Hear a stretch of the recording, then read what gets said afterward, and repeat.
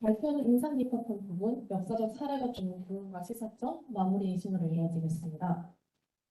제가 책을 읽으면서 가장 인상 깊었던 부분은 인공도시 두바이와 맨해튼의 맞춤형인데요. 건축학 전문가이신 윤현주 교수님께서 말씀하시기를 거성문화는 권력의 상징과도 연관돼 있다고 합니다. 이 거성문화의 대표적인 것이 고인돌인데요.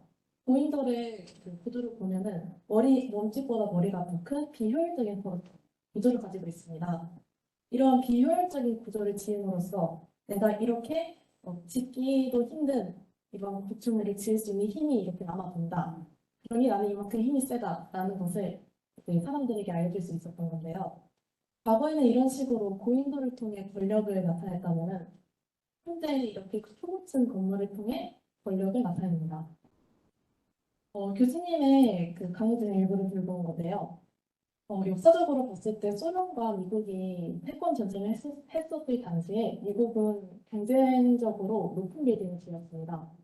하지만 소련이 패망한 이후에는 더 이상 짓지 않았는데요. 그 이유는 압도적인 1등은 과시할 필요가 없기 때문입니다.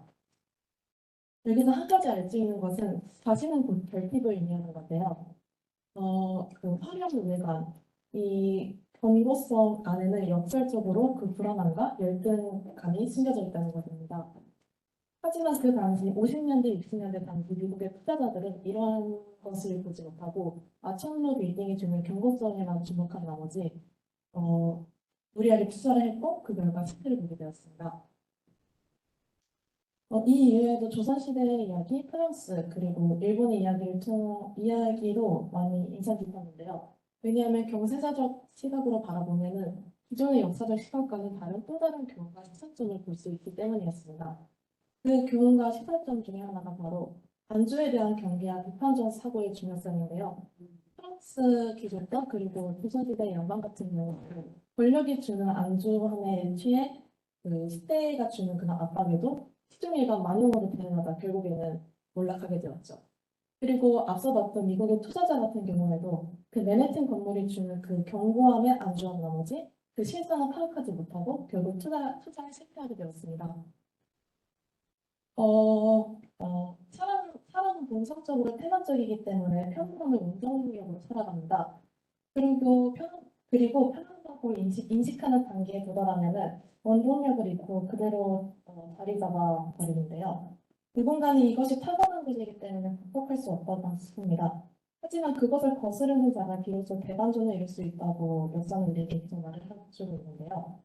누가 내 치즈를 옮겼을까라는 책에서도 이와 비슷한 점을 꼬집어 말하고 있습니다. 치즈가 가득한 방을 발견한 두 생쥐이지만 첫 번째 생쥐는 풍족함에 빠진 나머지 치즈 먹기에만 됐고 두 번째 생쥐는 나중에 치즈가 떨어질 것을 대비해 다른 곳으로 먼저 찾아갔습니다. 그리고 결국에는 이 두 번째 생쥐, 그러니까 다른 치즈를 찾아 떠나갔던 생쥐가 성공하게 되죠. 저는 이 책을 읽으면서 과연 저는 어떤 유형의 사람인지에 대해서 고민해봤습니다. 근데 생각해보니 저는 저 위에 치즈 먹고 있는 저 생쥐가 같은 사람이었더라고요. 왜냐하면 저는 뭔가 발전하고 새로운 것을 도전하기보다는 일정 부분을 도달하면 쉽게 만족하고 그냥 흘러가는 대로 살지 뭐 이런 마인드로 사는데요. 하지만 저의 이런 나태한 마인드에도 위기감이 들기 시작한 게 바로 AI 시대의 도래입니다. AI의 발전 그리고 코로나로 인한 비대면 사회상이 잘 맞물리면서 최근 2, 3년간 AI의 시장 진입 속도가 정말 빨라지고 있는데요. 저희 학교 편의점만 봐도 코로나 전에는 항상 직원분이 3개 있고 이제는 반무인화로 운영되고 있는 것을 보실 수 있을 것입니다. 이 이외에도 길을 걷다 보면은 뭐 무인 카페, 무인 슈퍼, 무인 문방구 등 몇 년 전까지만 해도 좀 낯설었던 것들이 이제는 점점 일상화가 되고 있는데요. 그럼 이제 또 몇 년 뒤에는 또 새로운 부분의 AI가 진입을 하게 되겠죠. 어, 지금 보시는 편이 2090년 미래 계급 전망표인데요. 서울대 유기용 교수님 팀에서 만든 것입니다. 충격적이게도 인간 전체 인구 중에 99.9997%가 AI보다 더 낮은 최하위 등급에 있는 것을 볼 수 있습니다. 그 이유는 3계급인 AI가 사회 전반의 일자리를 차지해버리기 때문인데요. 이것이 뭐 무조건 맞다는 거 아니지만 한 가지 확신할 수 있는 거는 AI 시장 진입으로 인해 우리가 현재 있는 노동시장의 전면적인 변화가 있을 것이라는 겁니다. 이러한 상황 속에서 저희는 무엇을 할 수 있을까요? 제가 생각하기에는 노동이 과연 무엇인가에 대해서 다시 한번 생각할 때가 된 것 같습니다. 우리가 현재 생각하는 노동은 정신적이고 육체적인 노동을 통해 돈을 버는 것을 의미하는데요. 과연 이러한 노동을 통해 20년 뒤, 30년 뒤, 40년 뒤에도 돈을 벌 수 있을까요? 인간은 영원한 것이 존재하지 않다는 것을 종종 망각하곤 합니다. 그리고 현재의 노동 또한 계속될 것이라고 생각을 하는데요. 하지만 현재의 노동의 정의는 영원하지 않을 것입니다. 그리고 현재도 계속 변하고 있고요. 그렇다면 저희는 미래의 인간에게 노동은 어떤 것인가? 어떻게 하면 AI 시대 속에서 살아남을 수 있을까에 대해서 질문을 던져봐야 될 시간입니다. 그렇기 때문에 비판적 사고의 중요성이 높아지는데요. 왜냐하면 비판적 사고의 핵심은 질문이기 때문입니다.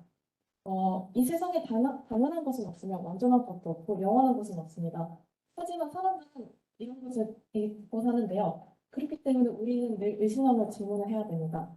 그리고 이 질문에 대한 답을 찾는 과정에서 우리 스스로 발전할 수 있고 미래에 대한 계획을 세울 수 있을 것입니다. 마지막으로 한 책의 일부분을 소개하면서 발표를 마치겠습니다. 일본 14세기 최고의 검기이었던 미야모토 무사시의 오른서의 시인 내용 중에 하나인데요. 숲푸른 방법은 큰 부상의 원인이다. 결투를 할 때에는 설사 목검을 가지고 싸울지라도 패하면 중상 또는 죽음이 기다린다. 방법을 제대로 익히지 않는 이유는 두려움을 모르기 때문이다. 이는 겁과 세심함이 없기 때문이다. 겁쟁이라고 하면 좋지 못한 느낌이 강하지만 사실 이것은 진정한 용기의 원천이다. 저는 이 마지막 문장이 세계사수부의 대반전 전체를 관통하는 문장이라고 생각하는데요. 왜냐하면은 비판적 사고, 그러니까 사유랑 자기 발전 없이 이 세상을 사는 것은 무모함, 어떻게 보면 겁없는 행동 그 자체이기 때문입니다. 특히나 현대 사회는 하고가 다르게 새로운 변화가 일어나고 있는데요. 이러한 세대 속에서 어, 안주하며 안도감에 사는 것은 정말 무모함 그 자체라고 저는 생각합니다. 그렇기 때문에 겁쟁이의 세심함을 통해 시대를 읽고 그리고 미래를 계획해 나간다면은 그저 역사 속에서 흘러가는 대로 살아가는 것이 아닌 내가 개척하는 구체적인 삶 그리고 어떻게 보면은 위기 속에서 대반전을 일으킬 수 있는 그 사람이 될 수 있을 것이라 생각합니다.